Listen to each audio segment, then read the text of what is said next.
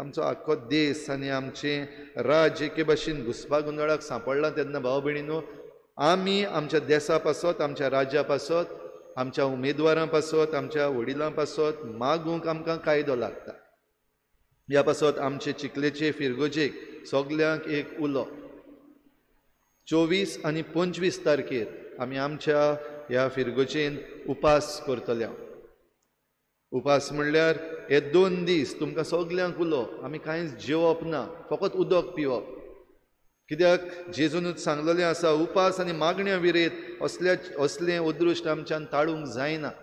जाल्यार आमकां हें ताळूंक जाय. आमचो देश सांबाळूंक जाय, आमचें राज्य सांबाळूंक जाय, आमचो गांव सांबाळूंक जाय. तेच बरोबर आमचे वडील जे आसात, राजकीय वडील आसात, तांकांय राखूंक सांबाळूंक जाय, आमचे परजेक सांबाळूंक जाय. तर अशें करतलें जाल्यार मागण्या विरेत आनीक तें कांयच जावचें ना. ह्या पासत आमचो हो 2 दिसांचो ल्हानसो उपास, आमची विनंती देवाक, आमी देवा मुखार येवन मागुया आमचे खालतीकायेन. जे कोणाक मॅडिकल प्रॉब्लम्स आसात तांणी उपास करचो न्हय, पूण उरलेल्यांनी जाता ते भाशेन आमचे फिरगोजकारांनी हो उपास 2 दिसांचो 24 आनी 25 करूंक भाग घेवचो म्हूण आमची विनंती. ह्या 2 दिसांक मागणे आमी करुया, मागण्यांत एक रावुया. आमचे फिरगोजेन 24 आनी 25 सांजेर 6 वाजता ते 8 वाजता भोव पवित्र संस्काराची भोजवण जातली. तुमच्यान हांगासर येवन तातूंत भाग घेवंक जाता.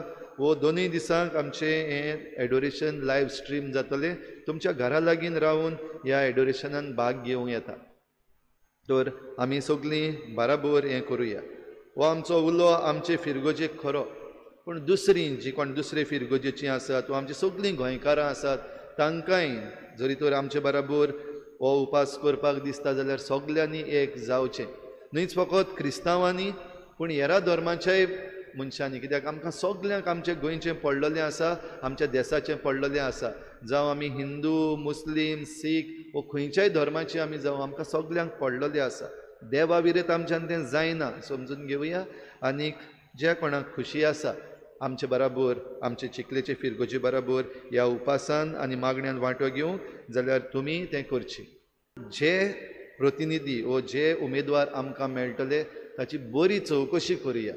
तांचे विशीं जाणा जावया, तांचे बॅकग्रावंड जाणा जावया, तांणी कितें केलां ह्या पयलीं आनी आतां मुखार कितें करूंक जाता तांच्यांनी, हाचेर आमचें लक्ष घालुया.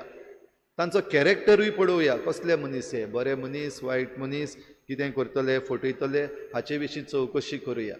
आनीक आमकां राखतले, सांबाळटले, लोकां बराबर उबे रावतले, आमचीं घरां सांबाळटले, आमचे घोराबे सांबाळटले, आमची जमीन आनी आमचें दायज, आमचें पर्यावरण राखतले, असल्या मनशांक आमी विचून काडुया आनी तांकां आमचे पासत विधानसभेन धाडुया. अशें करतले जाल्यार आमी ह्या आमच्या उमेदवारांची माहिती सारकी घेवपाक एकदम गरजेचें. बेस्ती पार्टी म्हणून मारची न्हू, वो बेस्ते आमचे इश्ट म्हणून मारचे न्हू, वो दुडू घेवन मारचे न्हू, पूण सारकी तांची चवकशी करून आमी हें मत बरे भाशेन मारपाक ह्या दिसांनी तयार जावया.